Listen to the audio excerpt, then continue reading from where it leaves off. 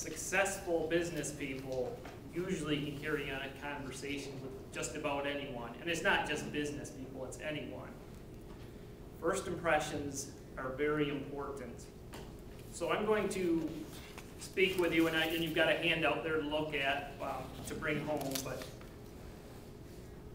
please try to follow along with what I'm saying. A lot of this will be on the handout for you to take home. Meeting people can be beneficial to you, but it can also be beneficial to the people that you meet. We're all pretty much friends here. So we can now network with each other. We can share wisdom and material like that. So be positive about meeting someone. A lot of people, you'll see them going down the street and they'll say hello to dogs, like, how are you doing? But then when they walk past you, they'll try not to make eye contact. So it's kind of funny how people work. They're afraid, and I know, as BJ said, I went to homeschool. So I was afraid when I went back to public school. I didn't know what went on the last 5 or 6 years, so I was afraid to strike up a conversation that I wouldn't know what they were talking about. Then I went to college, and alcohol was involved, and I wasn't afraid to talk to people. Now, I probably didn't sound very smart when I talked to people, but I had confidence. So to me, the confidence is the key of meeting new people. You got to be confident that you're going to learn something and they're going to be helped out by you.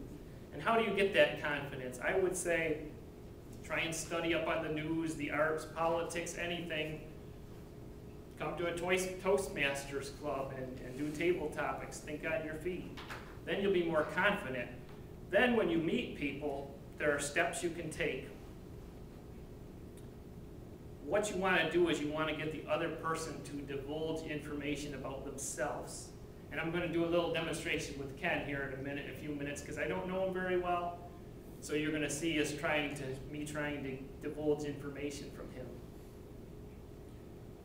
So since I will be studied up on the facts, try and keep up with current topics and events, I'm going to try and get the information from him until something comes out that I know about. Now we've got something in common that we can talk about. I'm not going to talk about myself and throw that at him. Listening is very key to this. So there's 4 steps, and that's on your handout. You can see small talk is the first step. Say I'm in an elevator and I meet someone, or I'm in the elevator and we're both looking at the floor. You might, a lot of times the weather is the topic that comes up. And it's superficial and meaningless, you may think. But in reality, you're just sizing up the person. And let's face it, we've got crazy weather in Michigan. It's 75 today, it might snow tomorrow. Or you may compliment them, your hair looks pretty. Something like that. Maybe I don't want to flirt with them, I've got a wife, but your necklace looks pretty.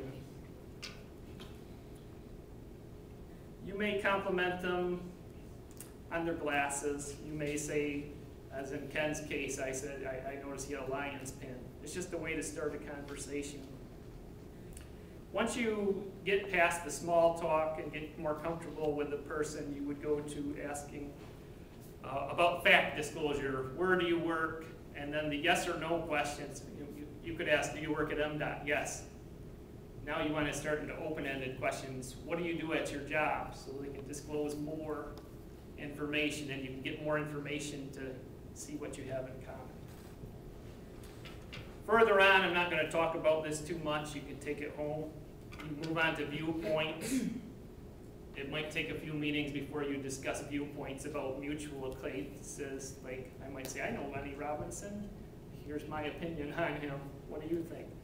And then final step 4 is personal feelings, where you might discuss your family. Like, you don't want to just walk up to someone and say, my daughter's pregnant or something. You want to wait until you're comfortable with the person, or they're just going to not want to talk to you anymore. So with that, I'm going to wrap up my speech with the conclusion that I'm going to talk to Ken. In the conclusion, which is also on your sheets, become familiar with the arts, entertainment, scientists, politics, so you'll be able to contribute to conversations and make yourself interesting to others. Number 2, ask open-ended questions to find out things you have in common with the other person. Finally, listen. Once you find something in common, then you can talk about it. So I'm gonna ask Ken to come up here, and we're gonna go through 2 or 3 minutes of just a conversation. We're role playing, we're gonna try and act normal, but I don't know Ken too well. We're gonna pretend that we're meeting, we're at Frankenmuth in the lobby where they have the football games playing, and I'm just gonna start to talk to him, thinking that maybe he's got something that can help me. How are you doing?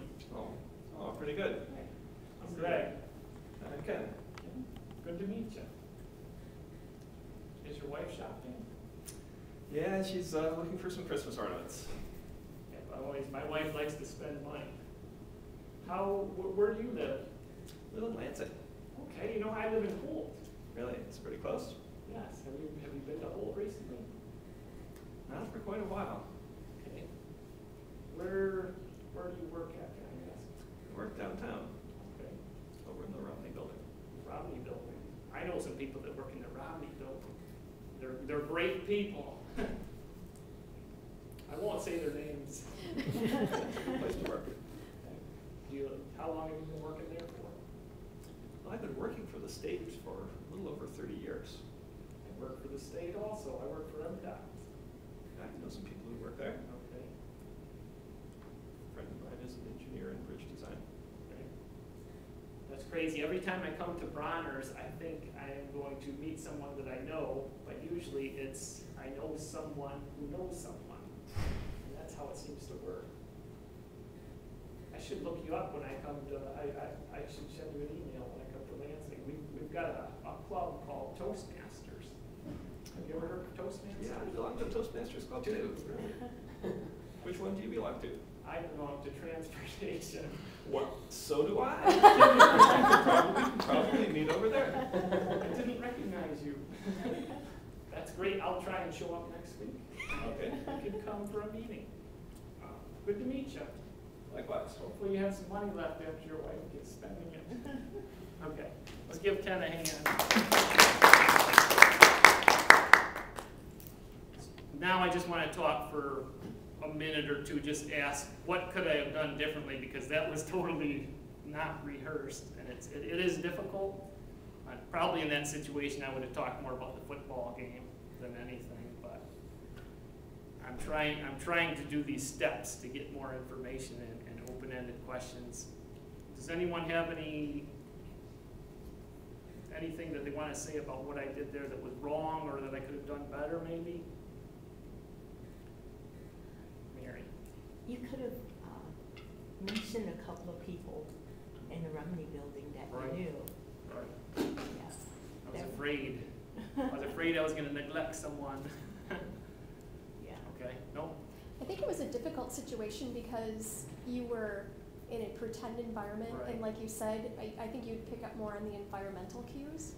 The thing that I would warn you about, that was an appropriate conversation to be having with a guy, but it would be really intrusive if you were having that conversation with a female. And what I did, I think, as you said, I actually moved on to level 2 and 3 quickly with him, whereas most of it would just be, do you like football teams, or, but I mean, I am kind of interested in where people live. This is the thing that I study on, and I've already asked him before. He was born in Bloomfield Hills, I believe. Beverly Hills. Beverly Hills. Okay, see, I've already forgot. I gotta listen. So that is my niche, if you will, that I know a lot about cities and high school mascots and everything. So I'll try and draw that out first. And oh, you live in Holton. My high school played Holton. Or you've got a strong point that you know on. Try and find something that you're certain that you can talk about without being incorrect. Thing is, when he responded to something, you could have asked more probing questions and stayed on one theme. You kind of jumped around here and there. You guys went to school, you guys went about this and that. Okay. So, sometimes you can just keep on one topic. Okay. But it's more difficult than I thought, because in reality, usually I'll talk to someone for a minute or two and that'll be it. But trying to probe, you're obviously not going to go through all these levels in one conversation. You probably just stay in level 1 for the first meeting. But I see my green light is on. I'm gonna have to wrap it up because we've got to get to one more speech today. I appreciate the time, and hopefully you'll learn how to meet more people and get them to come to Toastmasters. Back to you, BJ.